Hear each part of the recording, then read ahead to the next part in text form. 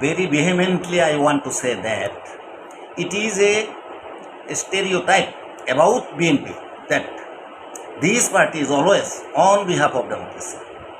Since the independence of Bangladesh, the party or parties were in power or outside the power other than BNP, all were on behalf of fascism, on behalf of undemocratic activities other than BNP. And BNP was in power or outside the power. This party always has done its activities on behalf of democracy, on behalf of the right of the people.